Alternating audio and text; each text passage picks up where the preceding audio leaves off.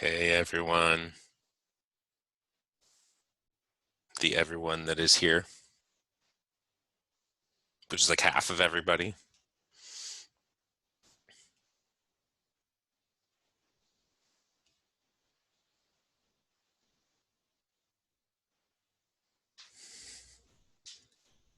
Before we get started, does anybody have any questions from Wednesday from last lecture?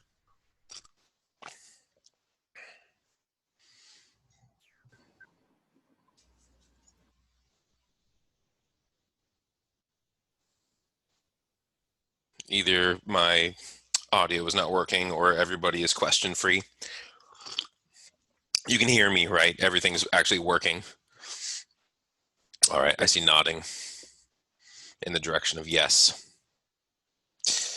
So, I guess we'll get started and people will filter in.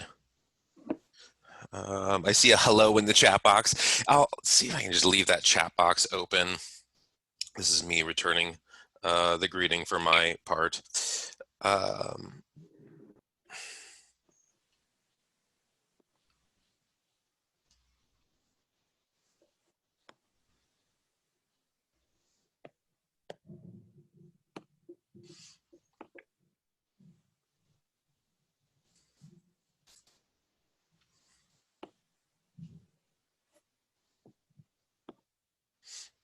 I said I was going to get started, but I clearly have not yet.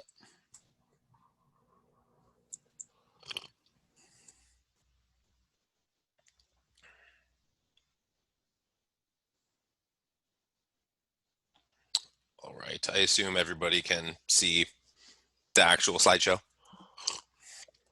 A couple nods will confirm, or somebody will unmute and yell at me if you can't. So we'll just pick up today where we left off on Wednesday. Just remember Nathaniel is your go-to and enormously helpful, knows his material, and will sort of escort you through the semester. For any, like, whether it's the labs or if you have questions about research in general, getting on board with ACSM, or making sense of like test preparation, making sense of the stats, all of that stuff. He's really helpful. So that's the email address there. Lots of readings. You'll feel free to do them. You're going to see the readings in the slideshows as we go forward. Most of the critical readings, I have screenshots of the block of prose that I'm talking about, what I'm referencing as I'm talking. The passages, the specific passages from the book will be on the screen. But to get a fuller perspective and stuff that, goes that you can read at your own pace. So what's coming out of my mouth is coming out at sort of the pace of conversational talking. It's not reading with comprehension and understanding and going back a little bit and remaking sense of it. And the book is written very clear. Even my chapter is, there's probably more analogies than any other chapter in the book, but it's still sort of written in a very direct way. Some very specific about the relevant pages here, some stuff you can skip. In this block, the reading so far, if you feel like doing it, if you can get the book really cheaply somewhere, find it or steal it or whatever, get a PDF for like $1. So again, we're here. We have a few more lectures before we get to the exam, Monday, September 21. Just due dates. I'll keep reminding you of this periodically, the due dates throughout the semester, so that you're aware of what's to come, of what's coming up. The first thing is the exam. There's nothing before September 21 that you're responsible for turning in other than learning material. You want to keep learning as we go so you don't fall behind and try to cram before the first exam. And I'm sure you've noticed I'm posting the lectures as we go. The only reason I would stop posting lectures is if people stop attending, to get people re-encouraged to show up. And you can always ask questions during or after the lectures. Lab information, we've talked about that stuff. There's some organizations I work with if you want to get involved in either public health statistics or medical databases, or sports. We use sports stuff too, but St. Vincent Hospital, Uganda Bureau of Statistics, and then a couple of the hospitals here in town I work with. And so if you want to get involved, this is my wingding message that is a very important message that I decided to put in Wingdings. If anyone can translate that, I'll give you extra credit. Okay, let me see if I have some sound on, and if you guys can hear this. But there's this little video clip I'm going to show and then talk about its relevance. Okay, if you guys could, I don't know if you can hear that, but the previously on Lost, and then whatever the physicist guy gets slapped in the face. Some of you have probably seen that show. I don't know who this guy on the screen is here, but Josh Holloway, the character's like an angry person on the island, and that guy's a physicist on the island, and they apparently don't get along. And but Lost is one of those series of shows that brought back this recap sequence, this idea of previously on, and TV didn't have that for a while. But the first one that I could find was, this isn't on the test, this is just like historical television, but The Life and Times of Wyatt Earp. Looks like a horror, just based on the way he's holding his gun. That's definitely a horrible show. But the first ever recap sequence that starts the next episode with, here's what happened on the last one and the one before, and the relevant bits from the one before that, just to get our position ready for moving forward. And so I'm going to do that every lecture. I'm going to do a previously on. We're going to do a little recap sequence. And it's sort of any semester is a mini series of a kind, right? Where it's individual lectures are not standalone episodes that need no point of reference from what's come before. We build on the foundation as we go. So the previously on will help ground us. It'll get our footing a little bit more. So I'll just go through and answer some of the major questions. So what's science? Remember, this is a structured, very specific way of evaluating the world around us. Whatever questions you have, it's biology, it's the environment, it's anything. It's this structured way of analyzing the world that we live in and trying to elicit answers that are meaningful, answers that are reliable. So science in a way is how we know what we know. It's the method of information acquisition. Why is science important? Remember that little lesson about all of our beliefs come from science. The things that we believe have been demonstrated somewhere before. They've been shown, they've been exhibited somehow, somewhere, and whether it's personal experience or some data output or something. And so our predictions come from that. Our predictions are coming from what we're told, what we're taught, what we've come to believe, and our behaviors follow. So science there's some dominoes that are going to get tipped on the way. It's not a direct shot to, like, science comes out and then our behaviors are changing. There's some steps in between, but science changes our behavior. So it's very important. Kind of civil society is really built on the foundation of science. And in general, science is communicated horribly. So we went through that binomial distribution example on Wednesday, and there's so many clearer ways, simple ways, non-egocentric, egomaniacal ways of explaining answers to what should be common questions. We should all be allowed in on comprehension of science. And so why is this or is it not a problem? I would argue that it is. And because if science is a language of exclusion, then the bulk of people who could be benefiting from it, just like look at the early days of the Bible, like the John or William Tyndale and these versions, these early English versions of the Bible, and people are like killed for the translations. And the church didn't want the common folk to know what it said. And I mean, this is a long time ago. I mean, this is well before King James version. Science is at about that stage now. Science is sort of King James, I guess. We're past William Tyndale. But it's sort of sad that it's a language of exclusion, and we don't want the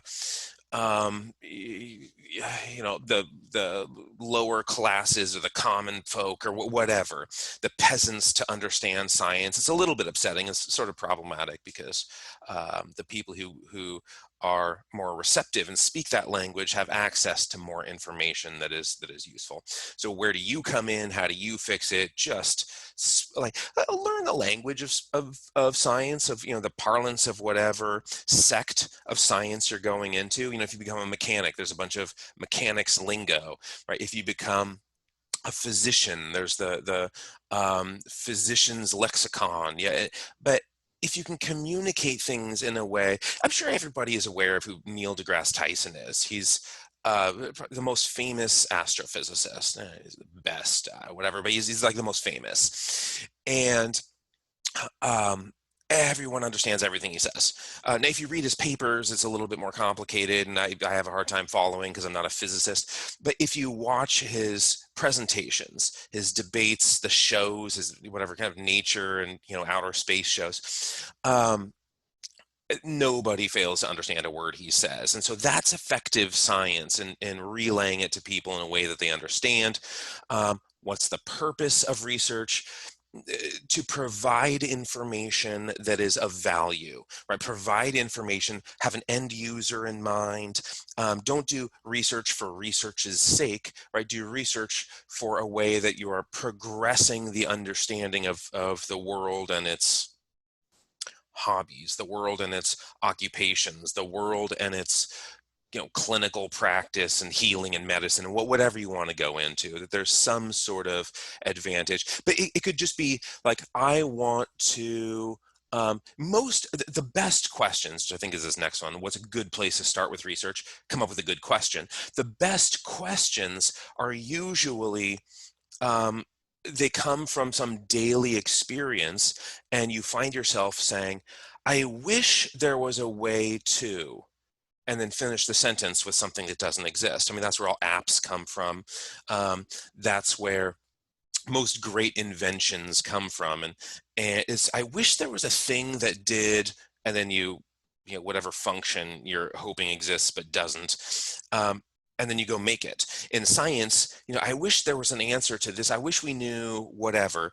And then you go seek it out. And often you're the one who has to do the research, because a minority of research questions, unlimited questions exist, and a minority of them, a really slender minority, I mean, practically 0% of reasonable, meaningful questions have received an answer so far. So the world is very open.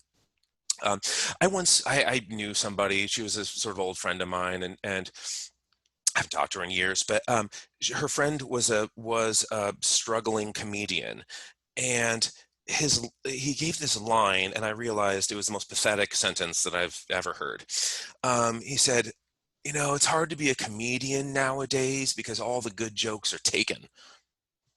That was his sentence. All the good jokes are taken. And I don't think Lorne Michaels, SNL, has that excuse. Every Saturday night comes on with new material, and every comedian who's right, nobody successful has that excuse. It'd be like a writer saying, oh, it's hard to write books nowadays because all the good letters in the alphabet are taken. And, the good words have been, there's unlimited questions, unlimited possibility. And we have covered in any field, if it's astrophysics or medicine or physical therapy or comedy or writing or anything, you just name a field. And it would be a hilarious exaggeration to say we've covered 1% of the material. I mean, as a species, humanity, we're just populated with dunces. We really know nothing. And so the best people, and I mean, I'm the biggest dunce of all. I'm just curious about things in life. And the brightest people are just the most curious. The most curious people are the brightest. They know how to ask questions. That's way more important than answering them.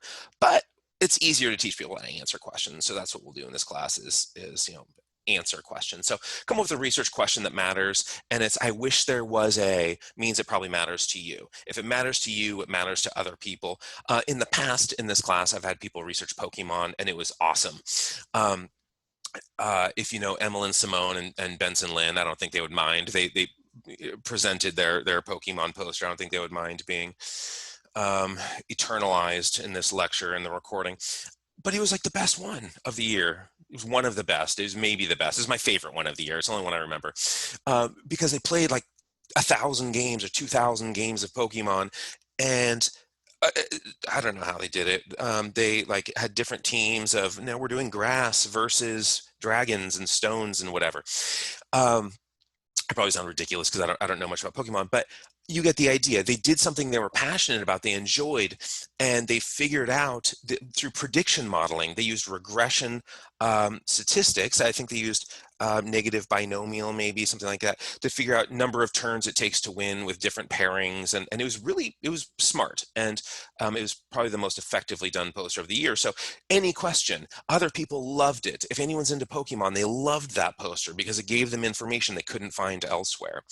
Um, Political arithmetic, this is, I mean, all of these are potentially test questions. When I do this recap sequence, every single one of these is potentially going to be on the test. But you're going to want to know more than just the recap sequence, right? You don't want to just pay attention to the recap sequence and then leave. You want to know the material thoroughly, go through the whole slides, listen up and pay attention. But this is the stuff to really put in the top of your note pile, or put checks next to your notes, or highlight them, or circle and square and whatever them, just to let yourself know that this is more likely information to make a bold appearance on examinations. But so political arithmetic, 17th century, and this is, so 1600s, right? And this is initial statistical modeling. It's really rudimentary, but it's looking at um, civic statistics. It's looking at political, economic, demographic, like how many people are going to be alive. What are these life expectancy tables? What are we going to need for the job market? I mean, it's statistics. It's not just census. It's actual statistics, but it's really rudimentary stuff. Sort of the foundation of modern statistics is political arithmetic. Science, right? This is the only known way. I said this earlier. It's the only known way to create actual evidence, falsifiable experimentation, testable, falsifiable experimentation.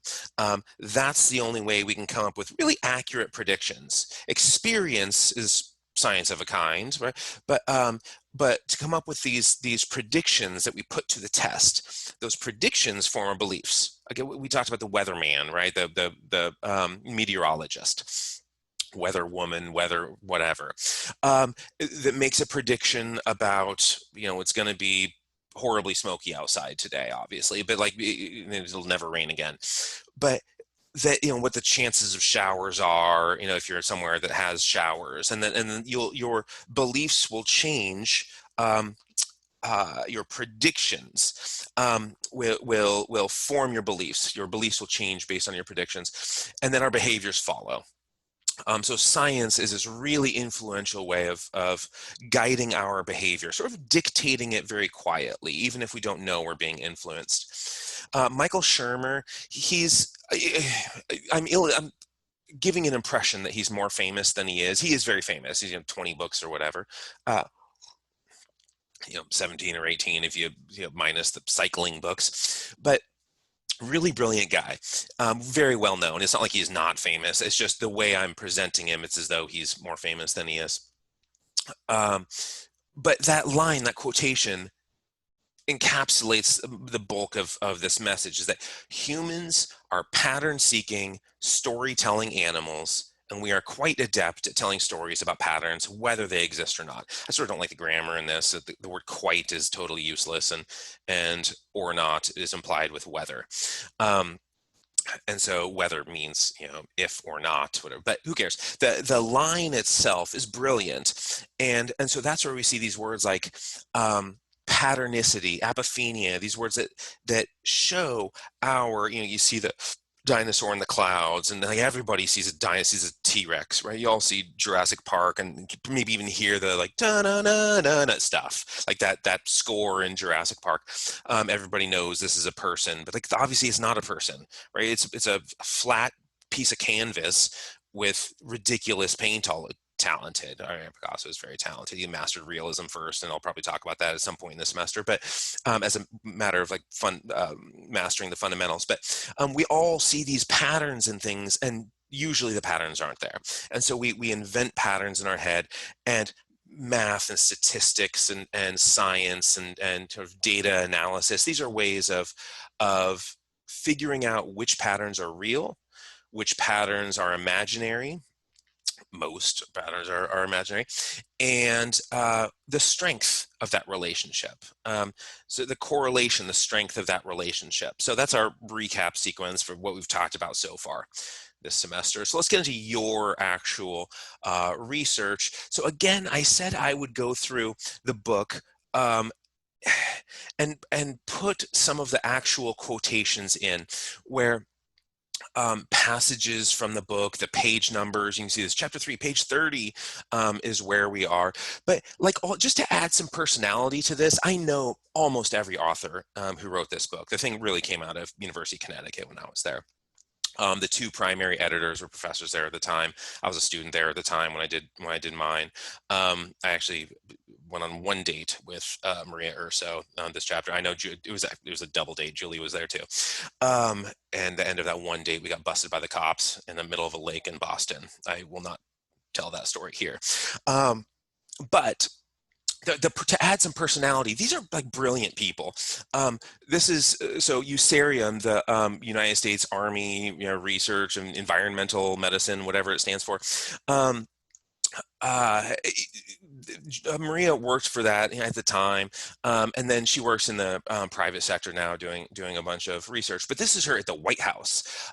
She was such a big researcher that she was invited to Obama's kind of dignified White House and won this researchers award. I mean, she's a huge name, and Julie is too. I just don't have pictures of Julie in here. There's Maria on the trapeze, just to add personality to these chapters, because there's sort of a character arc, and if you know a person who wrote something, if your significant other or mom or brother or whatever, wrote a book, you would be more inclined to read it and understand its perspective. And so these are all people, and I know them, so it adds some character and personality to it. But the brilliant part here, the sort of the best part in Maria and Julie's chapter, is when they talk about joining the scientific conversation. You can think of any science as a conversation, right? This is something that is building over time. The conversation started a really long time ago, and at the foundation of research, or at the foundation of your particular domain of research, right, your field of study. And it's been accumulating and accumulating. This conversation has been going on, and more has been discussed, and you're joining it at the end of this long conversation, whatever field of study, of inquiry, of research you're getting into. A long conversation precedes you. And so what you want to do is understand what has happened before you. So what has occurred in the scientific field. And I'm just reading a comment. Scientists were so preoccupied with whether or not they didn't stop to think if they should. Clever line. Yeah, whether people should be doing experiments, it's just if you can. There's some interesting commentary in response to that about, this isn't my analogy, but there will be some life-ending technology, and people are just developing and building. There's this analogy given about like pulling balls out of a bag, and one of them's going to end the world. There's something that's way worse than nuclear bomb, but we're just racing to pull them all out with no identification or recognition of consequences, no appreciation of the disaster they could have. And we should be a little bit more cautious in life. It's a reasonable position to take. It sounds extremist at its first blush, but then you let it blush for a minute and you realize that's the shade of real life. Anyway, nice comment. So at the beginning, right, what you want to do is identify your research question, what you want to study. and then a bunch of stuff happens. We'll talk about all that stuff. And at the end, you publish, right? So you identify a research question, you research it and analyze it and interpret it and do all that. And then you publish your findings at the end. And we're going to talk about all that stuff a lot in this semester. But, building, sort of getting started, joining that conversation, figuring out where you stand in the dialogue, and it's going to take a little bit of work. You have to find some gaps in the literature if you want to move forward. So, for example, when I was in Connecticut, I worked at this drug clinic, and it was using exercise to see if it was a surrogate to get people off of drugs, right? Off of illicit drugs, not like, off of their antibiotics, but to get people off of, cocaine and cannabis and nobody on the East Coast is on meth. Like, most people have never heard of it, but PCP, 100% are on PCP. Everybody who does a drug test, which is weird on the West Coast, like nobody's on PCP, and meth is huge here. It's the opposite on the East Coast. So illicit fashions are different on a state-to-state, coast-to-coast basis. But the question was, exercise, physical activity, exercise, structured participation in resistance training and cardiovascular engagement, stuff like that, does that get people off of drugs? And can it be a surrogate activity? And they were looking, it was an NIH grant. Remember, we talked about these $41 billion a year for NIH. This was about $5 million for the total study, taxpayer money. But they were looking at, and it was funding me. This is how I got through my PhD without tuition, as I was working on this study. But it was just a very general study. Does exercise work for drugs?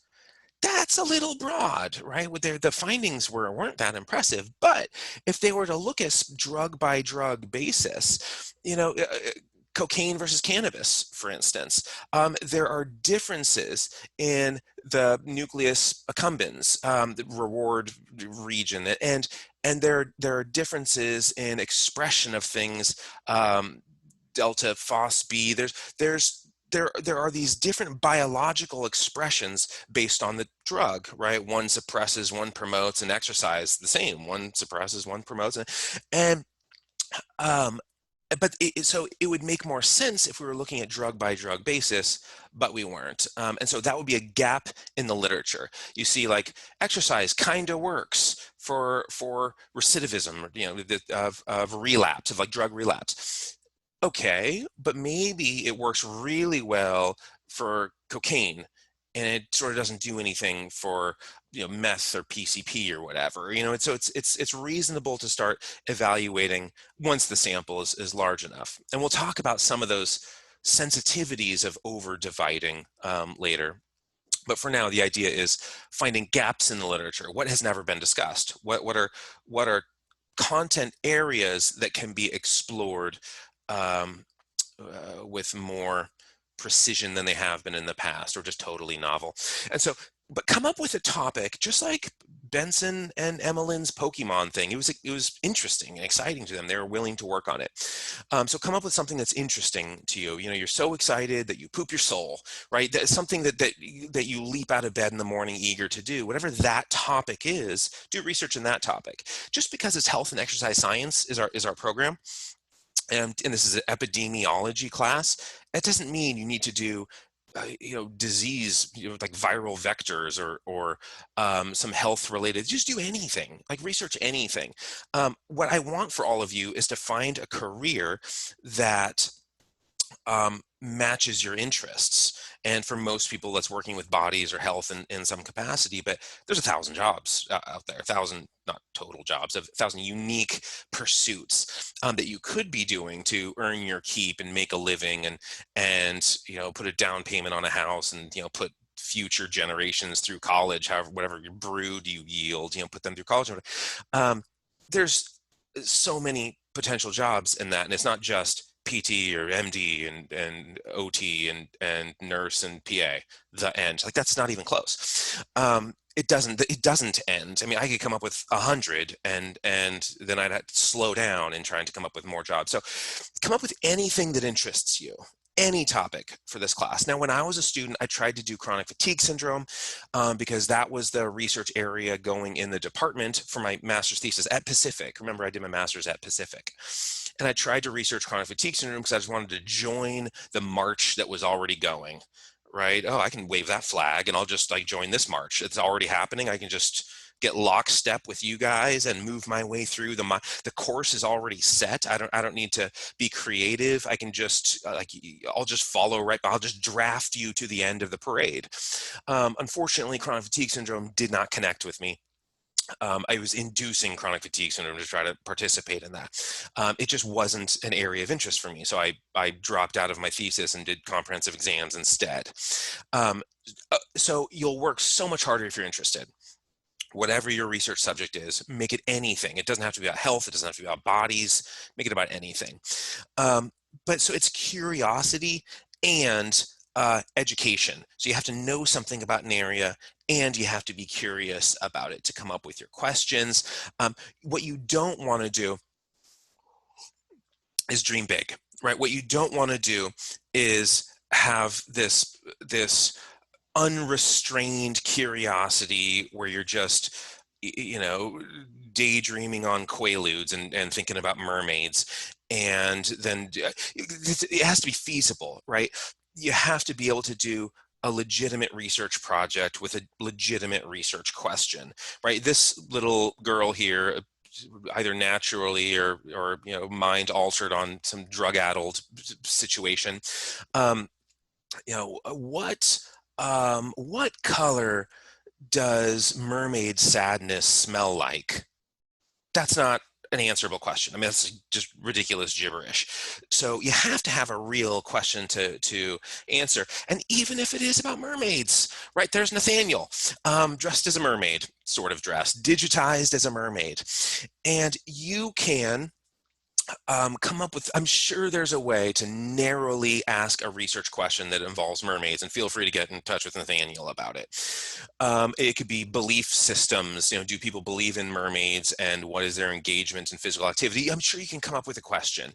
And so consider what you're good at, not just what you're interested in, but also what you're good at, what you have some skill or practice doing. So like this guy, he just looks like somebody I would not invite into my socials. I'm sure he's a lovely guy in real life. This is a human being, but does not look like the kind of guy who is trustworthy and sensitive and empathetic and given this picture and the suit and the hand position and the severe haircut. So if he's horrible at working with human beings, like, man, I'm just scheming and everyone hates me, and maybe a research question or experiment defining a project that involves a ton of engagement with people is not ideal, right? It's not the optimal choice for him. He wants to sell you a bridge. So maybe that's not the right. That was me reading a comment. If you guys have the comment bar open. But you should also be able to explain why your research matters, why there's some relevance in doing it. And it shouldn't take, I say 5 seconds there. Tell me why your research matters in 5 seconds. And that's a little bit tight, but give me like 10, 15 seconds. So my doctoral dissertation, I did my PhD on, and the first several publications I had were on rib fractures. And so if I were to answer this question of, all right, what are you researching? I would say something like, well, 250,000 people get rib fractures every year, just break a rib. 10% of them die. We're running out of cemetery real estate. We have to figure out how to not kill 10% of them. That's it. That's compelling. It's compelling enough. The graveyards are running out of acreage, and it's just banging ribs. And there's a ton of options in the hospital, so you can come up with a way of explaining, or even like, let's say it's the Pokemon one. I'll do my best here because I don't know enough about Pokemon. But you can say 100 infinity people play Pokemon. It is unknown. Grass versus water versus lightning versus, I don't know, whatever, like like dragons or something. It is unknown which one is most versatile.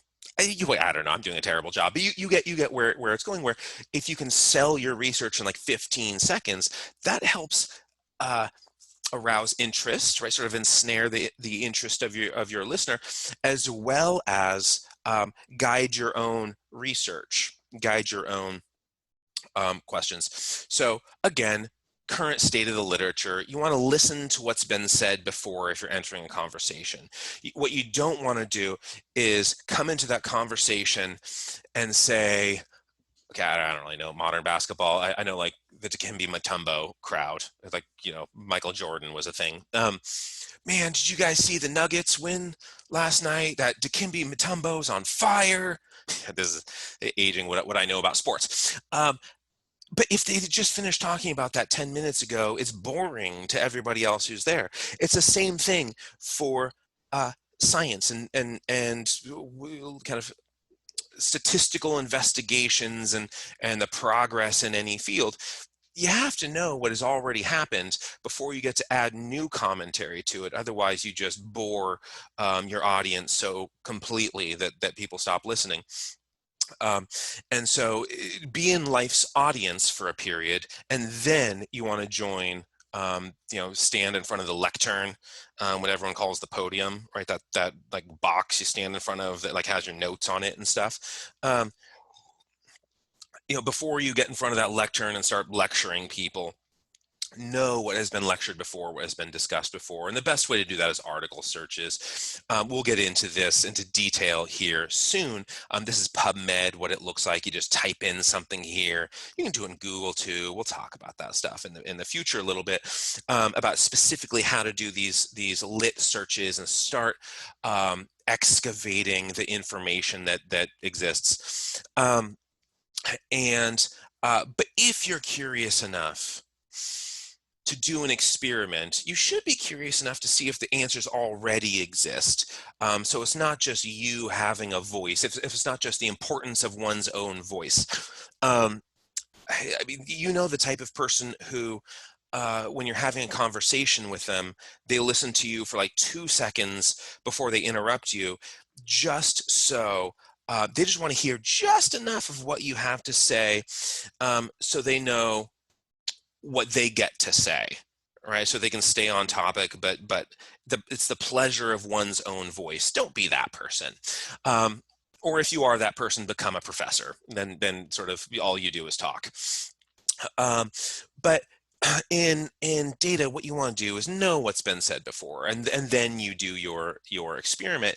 And in doing your experiment, what you're seeking, what you want, what you hope for, what you aspire to capture is cause and effect. This thing causes that thing. This drug cures that, or this drug has this horrible side effect, or this exercise program is better than that exercise program. Whatever. Cause and effect. But cause and effect, you're never really going to have. I mean, this is sort of mythical. It's our leprechaun in the picture there. It's not, cause and effect isn't real. You can come close. You can get compelling evidence that is scraping away at cause and effect, and you can almost treat it accordingly. But cause and effect is really hard to come by.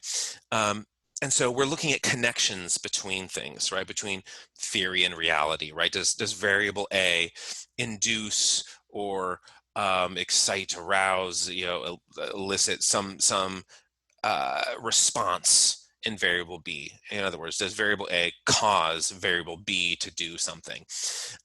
We're looking for more and more compelling justifications, but not really exactly. We can't be 100% sure, but we can be pretty close, and that's as close to cause and effect as we get. At some point, I don't know, clock in here. At some point, will you guys just type in the time and the when I have 5 minutes to go or 10 minutes to go, if somebody types in it's this time in the comment box, I'll know when to shut up.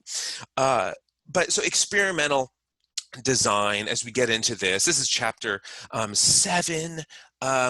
And I mentioned earlier in the slides that, like, oh, there's a little bit of extra reading here in chapter 7, and this light gray font means we'll just touch on it.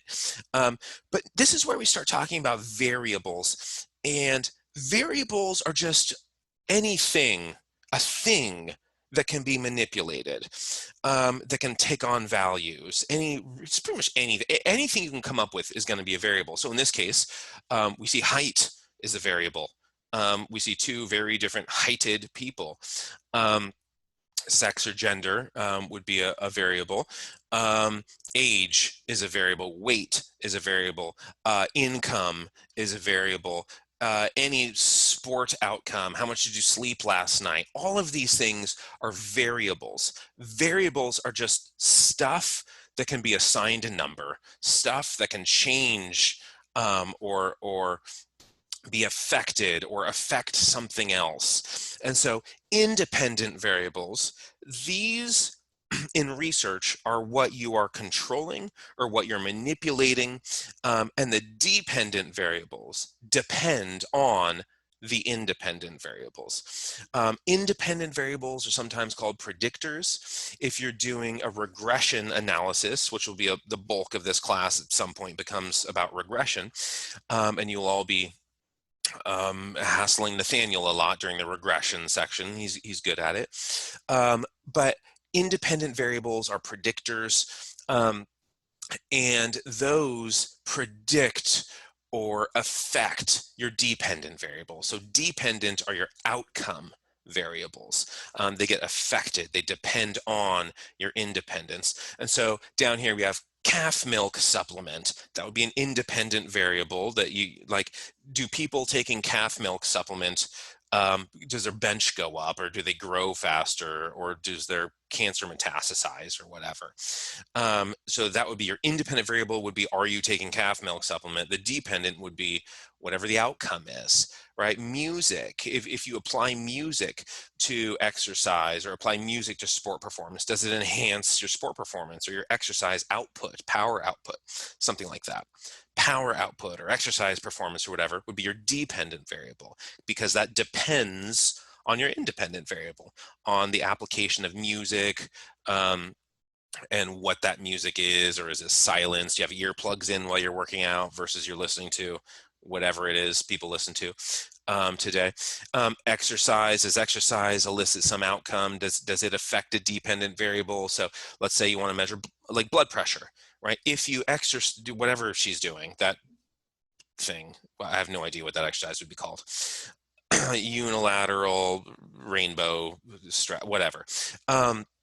You do that, 3 times a week. Is your blood pressure improved? Blood pressure would be your dependent variable. Exercise would be your independent variable. So the dependent variable, again, depends on the independent. So if it was an exercise program and you want to see what effect it has on your weight, body weight, in pounds or kilos or stones or whatever, is going to be the dependent variable is your weight. Okay, so she went on an exercise program and she went from 20 stone to 19 stone or whatever. And then also everyone gets an amputation of the lower leg of one of a unilateral amputation. And what does that do to your body weight? So the amputation would be an independent variable. Exercise would be an independent variable. Diet would be an independent variable. Body weight would be the dependent variable there, the outcome variable. Now, if you flip over the baseball card, look at the back of the baseball card, or just Google statistics for any sport. Reggie Jackson, right? He was in the Bay Area for a long time. Mr. October, everyone thought he performed really well during postseason. The back of the baseball card is a bunch of dependent variables. Homers, how many home runs did he hit in a season?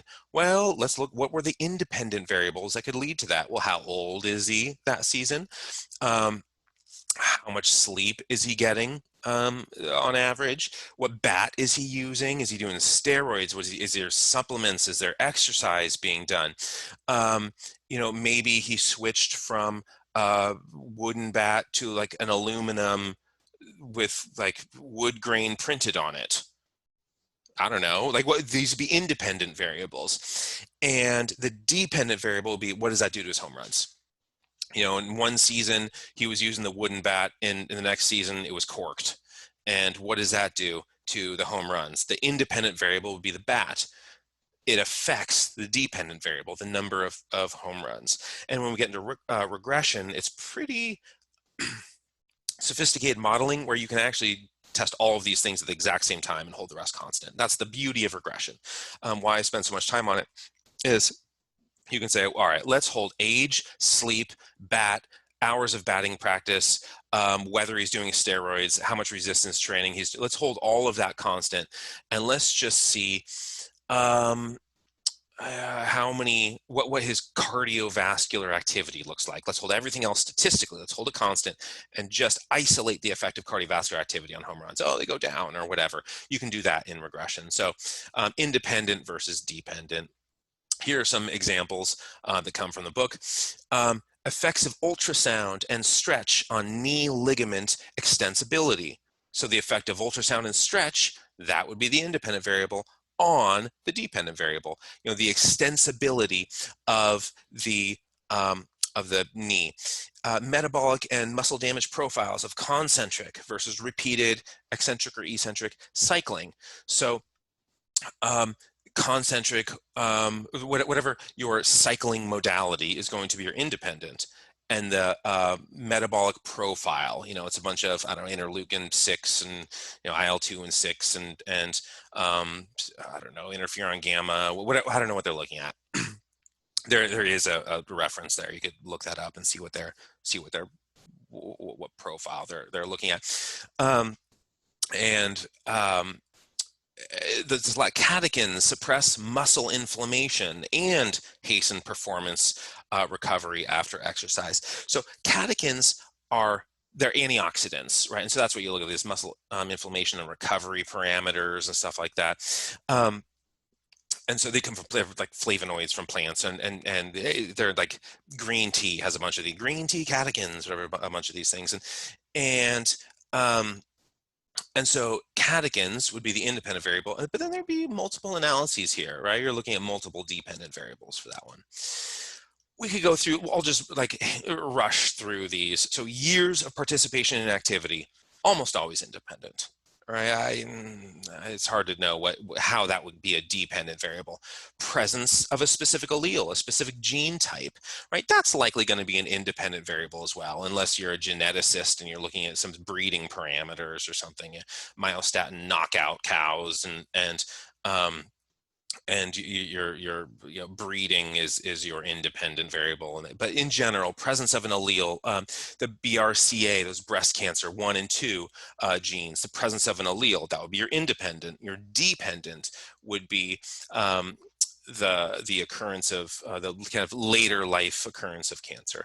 Free throw percentage, this could be either, right? This could be independent or dependent. These first two, really independent. This one, free throw percentage, probably you can make a case for both. So free throw percentage, what affects free throw percentage? Is it some concentration? Is it fatigue? Is it sleep the night before? Is it if you're caffeinated? Is it if there's distraction, if people are waving those tubes behind the backboard and have the air horns and whatever? Does that affect your free throw percentage? All of those variables would be independents. Free throw percentage would be your dependent, your outcome. Or you could say your free throw percentage, does that affect your salary? Shaquille O'Neal, his free throw percentage was not embarrassing. And so did his salary go down because his free throw percentage was something less than impressive? Maybe it was. Couldn't you make the case that if his free throw percentage was better, he could have made even more? Yeah, exactly. Yeah, so you could do free throw percentage as your dependent variable, right? So if his free throw percentage was let's say it was 95%. I mean, you just want to get him, everyone foul Shaq, and let's get him at the line because that's how we're going to win this game. Then his salary would probably go up. So free throw percentage would be an independent variable predicting or affecting his salary. Salary at that point would be the dependent variable. Yeah, but wouldn't overall performance be the independent variable then? Because the free throw percentage would just be I don't know, in addition to the dominance already, right? Like if I know that you were talking about that you were kind of familiar with basketball in the 90s, and I guess there was a lot of people just hacking at Shaq, right? They call that hack a Shaq method, where they would just put him at the line because he couldn't make free throws. But I mean, if he could make free throws, he would just be like overall dominance. Like I don't know. I feel like it would just be dependent, right? Like it's dependent on. Yeah, well, yes and no. So in a what's called a simple linear regression, remember when we looked at the Reggie Jackson back of the baseball card, and I said you can hold a bunch of things constant. You can look at all of these things at the same time. I actually have an analysis I'm going to submit for publication soon. Nathaniel and I did it together about what goes into basketball salaries. And part of my finding is that it's super racist. The NBA is outrageously racist in their allocation. So that's an independent variable is race.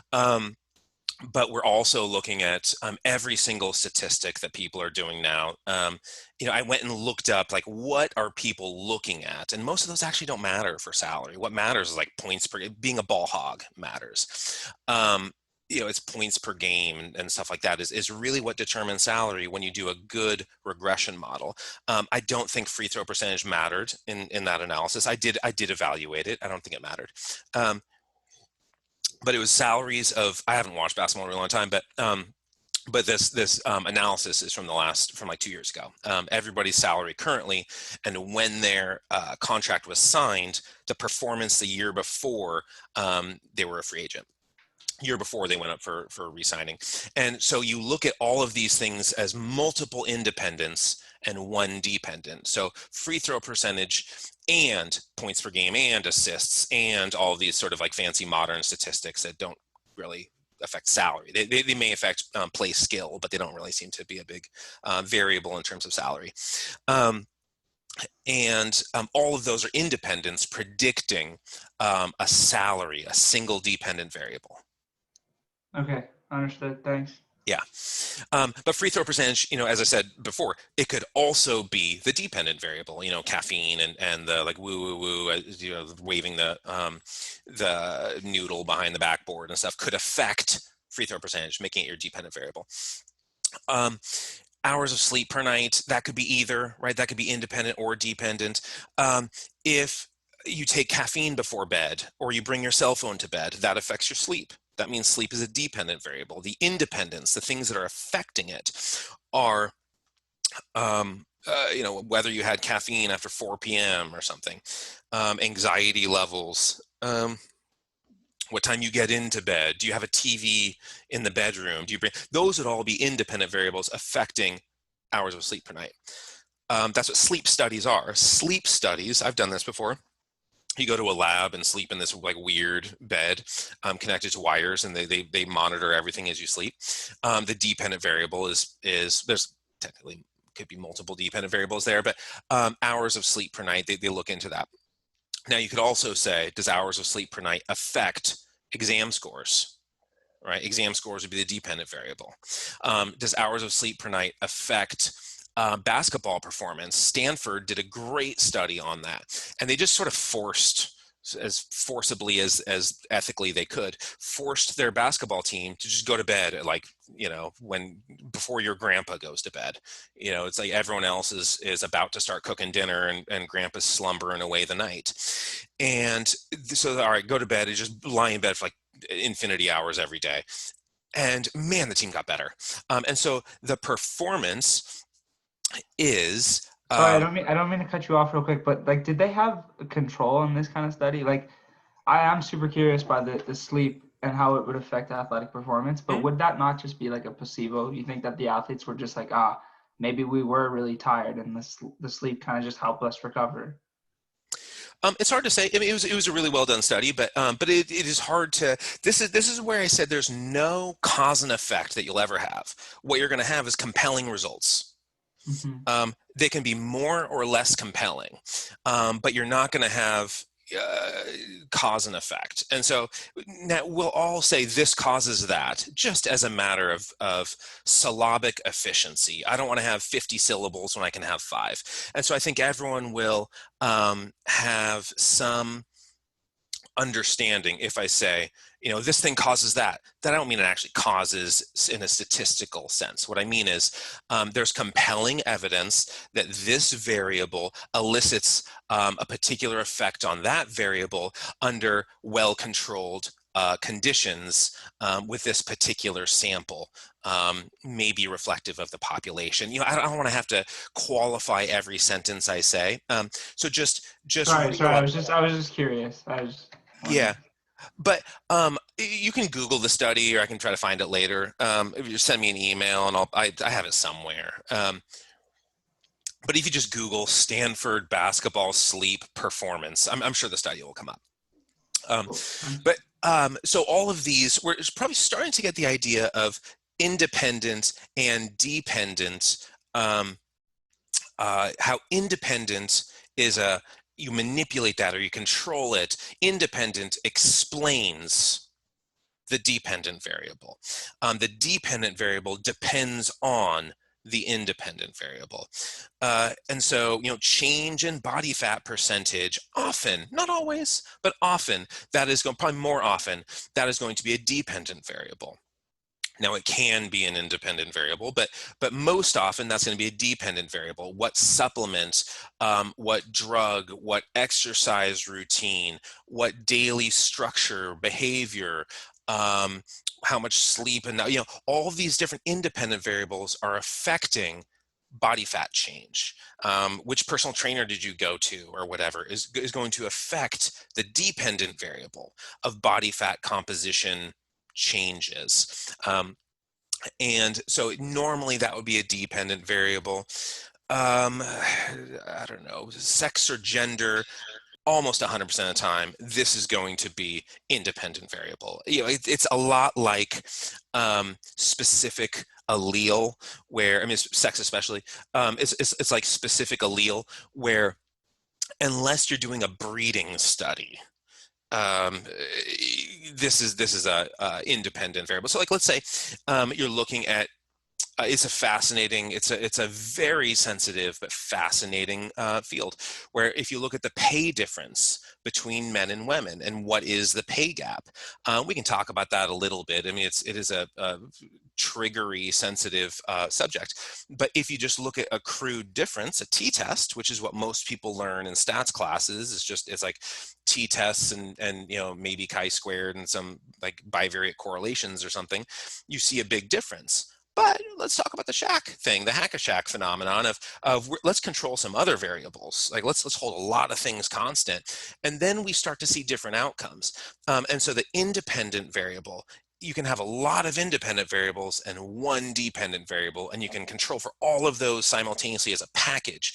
Because in life, free throw percentage is usually not the whole picture, right? Points per game, not the whole picture, especially if you're like Manute Bol. Again, we're going back to like my era of when I knew players. He was like 50 feet tall and was the worst athlete of all time. Like he's probably in the Hall of Fame though, because he's just like, he just does this and he can like touch the rim with his hand while he's just standing there. Like, and so his salary is not points per game, it's block shots and rebounds and whatever. And so each one of these little, oh, thank you, 20 minutes left. Each one of these little factors, little independent variables, little predictors, tells a part of a story. And so usually you want as many of these as you can fit into a model in a statistically sound way. There is a such thing as too many independents, and we'll talk about that later. But so independents affect the dependence. And so, answering these questions as we go through things like, how does a student athlete's choice of sport affect GPA? You could do any of these questions for your class project if you wanted to. You could say, we have tennis and we have not field hockey, we have basketball, we have men's and women's water polo, we have, I don't know, whatever all our sports are, volleyball and maybe beach volleyball and softball and baseball. We have all these sports. How does a choice of sport affect GPA? GPA is going to be the dependent variable. Sport would be one independent variable, but you would want to hold other things constant too. What's your major, right? If you're a bio major versus communication or communications if it's plural, I have no idea. You'd want to have multiple independent variables. Otherwise, it gets too crude, and you'd say something like, I don't know, soccer has the worst GPA or something because they're like all bio majors or something.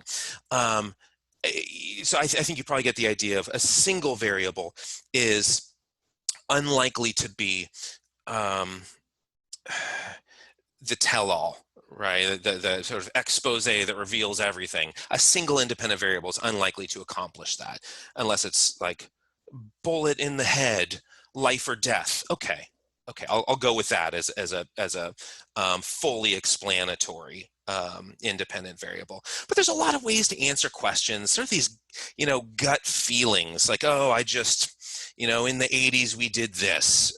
I think it would be a good idea to eat steak before a football game. That's dumb, right? I think we should stretch. We should stretch before, sprints and jumps and stuff like that. It turns out that's kind of stupid too. And I don't know. I think it's stressful for women to run a marathon. So the first time, the women's Olympic marathon, the first time that was ever held was 1984, August actually. So it was this month of 1984.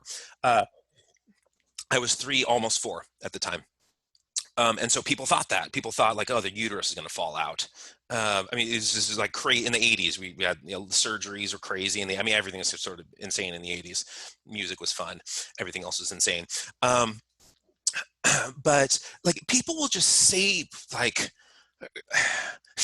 milk is pus that causes inflammation, and meat blocks my chi, and my aura is affected by farmed salmon. My psyche is. People just like say stuff that as I go through life, I listen to people's sentences and I see what's posted on social media and stuff, and I'm just blown away by how absurd most of this stuff is, where it's so inconsistent with the basic tenets of biology and chemistry and physics and what the literature actually says. I was on this flight. I used to fly a lot. I never kind of don't anymore. Now in the age of COVID, I fly never. But I was on this flight, and I always just watch what the person next to me is doing. It's the most interesting thing you can do. Just watch their laptop, or like watch their whatever pad of some sort. And this lady sitting next to me was just scrolling through Facebook, just sharing stuff. And I watched her share. At the time, I was working on work. I published once or twice on abstracts on HIV and exercise. And I knew the subject really well. And I watched her share this thing about a breakthrough cure for AIDS that your doctors don't want you to know about. I mean, that's like the stupidest shit anyone could share.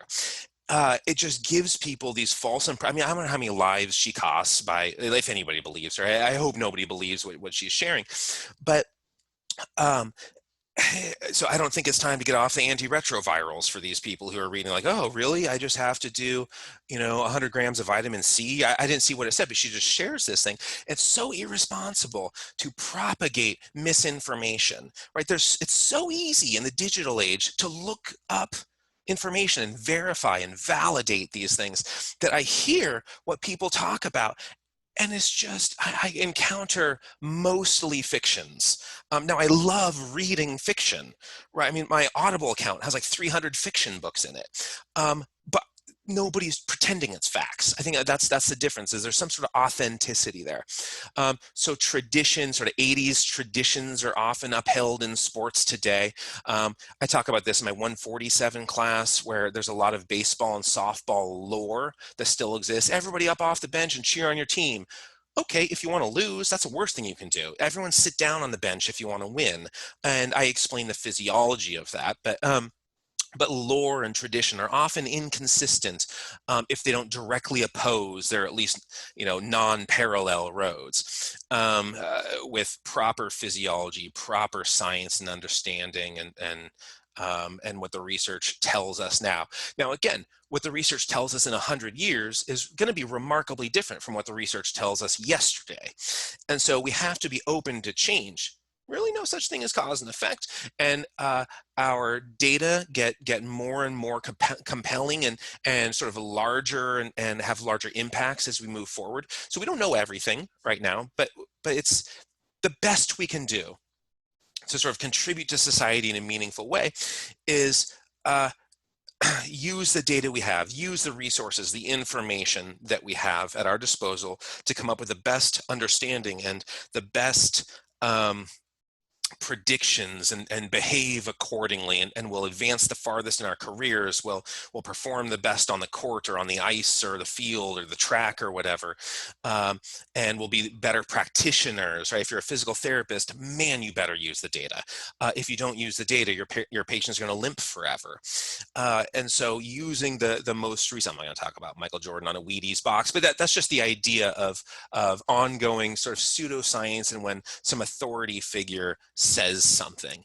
So Pete Evans, he may be a lovely guy. I've never seen his chefing in action, but when he's talking about science, and talking about vaccinations and stuff, I mean, who could be more of a fool than this guy, right? Nobody should listen to these people who don't have this compelling background. And you look at, all you have to do is look up like Andrew Wakefield, the guy who did the original analyses for anti-vaccinations. He lost his medical license because he made that data up. He just invented it. And so you can look up all the histories of science, which a lot of what people talk about are like, man, people went to prison for publishing that false information, and they lost their jobs, and like, and so we can look up all this stuff, and the pseudoscience movement has just become so overwhelming that it just smothers real science. And so curiosity is really important as we move forward, learning how to ask a question and being motivated to ask questions, and then being skeptical of the information that's out there.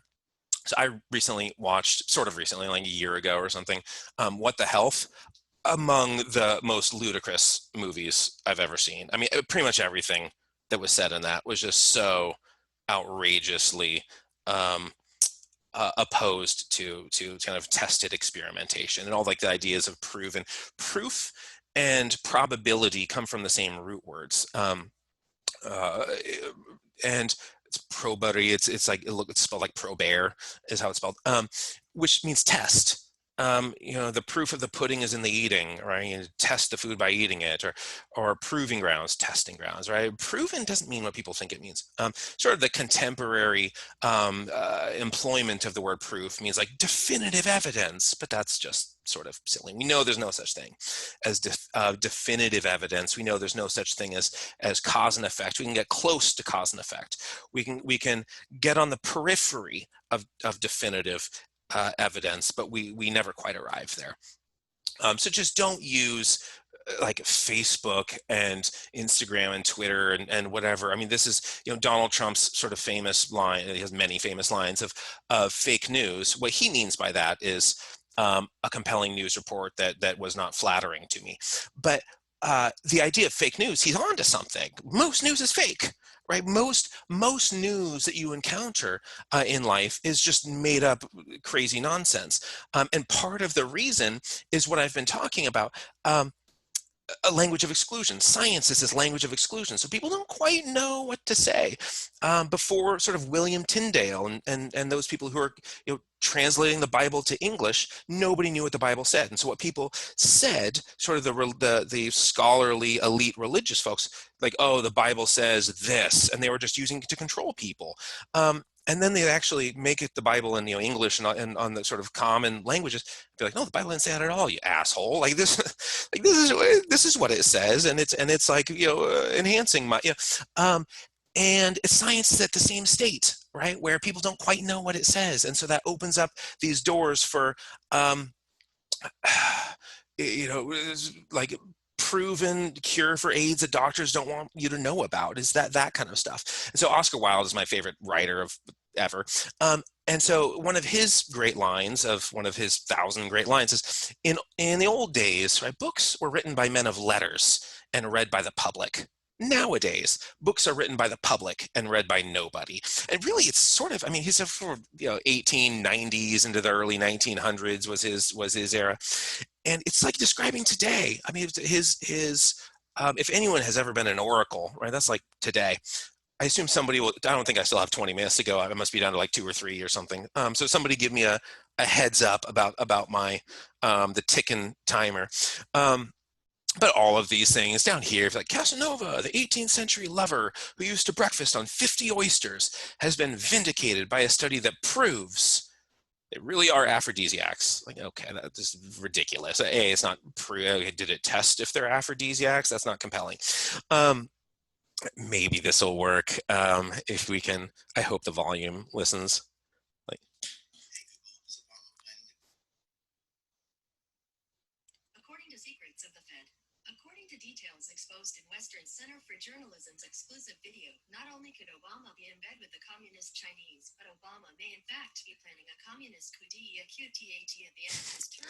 okay, you get it. Yeah, it's you ask Google and it says Obama's a communist. If you could hear that, if you couldn't hear that, just take my word for it. So you can't just Google things and assume it's true. And so a lot of these fake news, I mean, this is before fake news really became this national slogan of sort of this GOP slogan. But why these fake news stories thrive online? I mean, I'm really Trump is onto something with his idea of fake news. I think he's misemploying it a little bit, but it's people are like this is a great line where people make both pro-Clinton and pro-Trump sites with a bunch of advertisements on them. Whichever one makes more money, they sort of take the other one off and go in that direction. So somebody was trying a pro-Clinton site. It wasn't really working. So he made a pro-Trump site and it was working. It's like, you know what, for me, this is all about income, nothing more. The world, incentives are just the dollar. 5 minutes, thank you. It's just the dollar, and these incentives are going to incentivize misbehavior, misnews, these kind of glamorous and like groundbreaking story, but so little is groundbreaking. And so I don't know if you guys know, like Doubting Thomas. I keep talking about like William Tyndale and the Bible and stuff. It's good references for what we're talking about today, the state of literature. But Doubting Thomas, he's like, Jesus, I don't believe it. Show me those palms. So I was doubting Thomas, right? So all I'm saying is we don't call Peter denying Peter or Mark runaway naked Mark. Why should I be saddled with this title?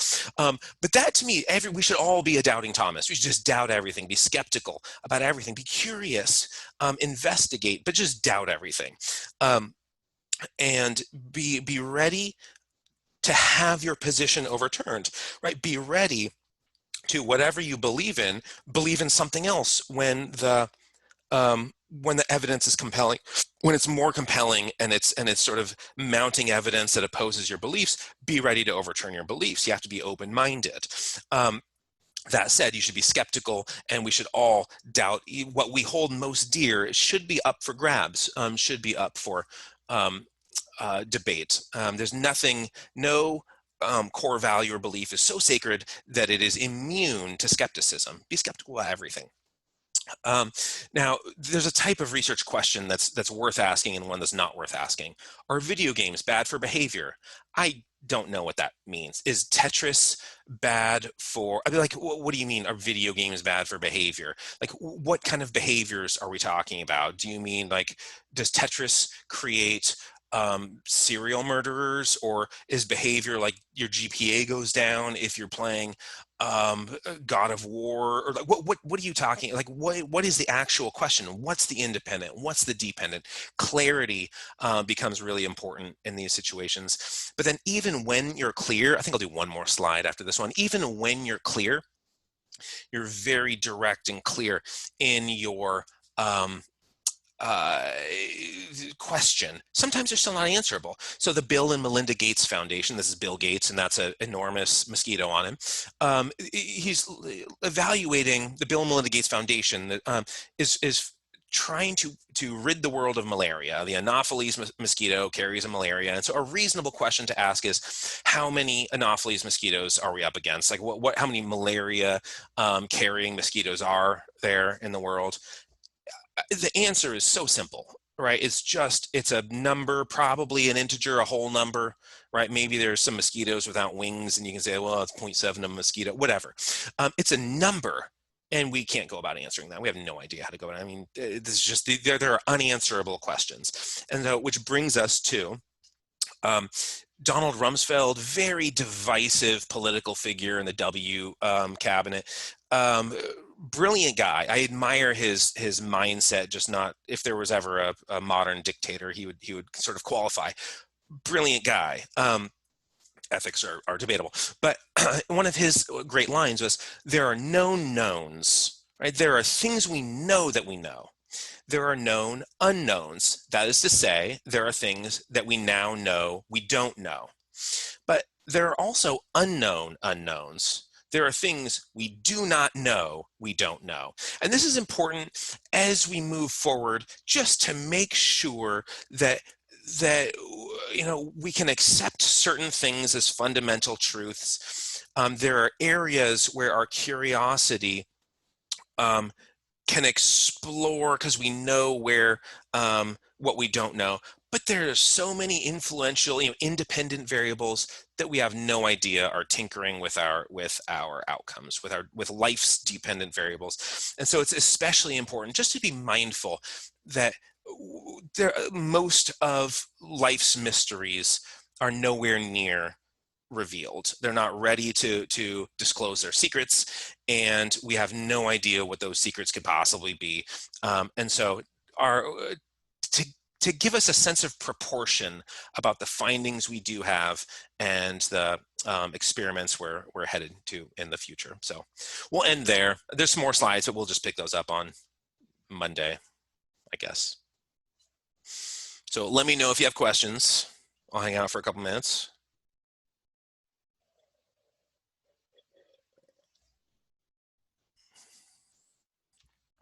Or leave, whatever you want to do, right?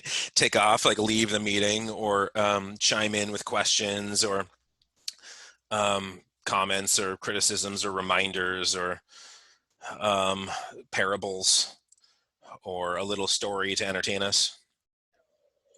So how highly do you recommend getting those 2 books that you said? Don't buy them. If you're really interested in, like, if you want to pursue this field and like, you know what, I think I do want to go into some data analysis or epidemiology or more administrative side of things, whether it's athletics or healthcare or public health or something, get the books.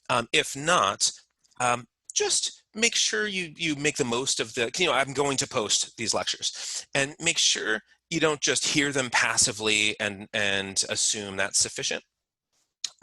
Because everything I'm going to ask about on the test will be present somewhere in these lectures, on every test. And the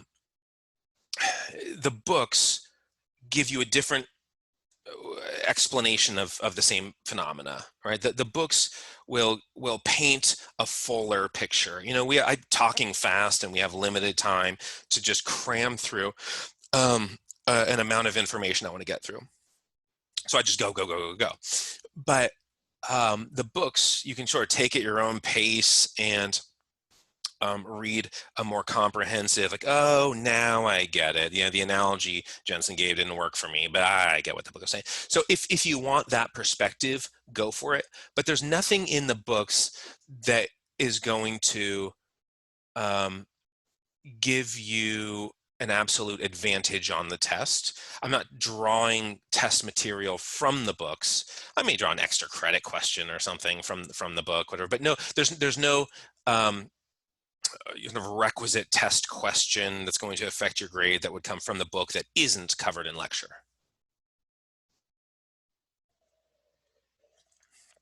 So if you're curious and fascinated or want to go into this field, pick it up. If not, don't. Just leave it where it sits. Okay. That'll work.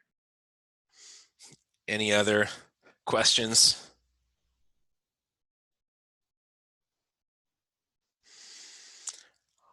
All right. Well, get out of here. Go enjoy your weekend unless you have more classes. And I'll see you on Monday. I'll get this thing uploaded at some point before the end of the day.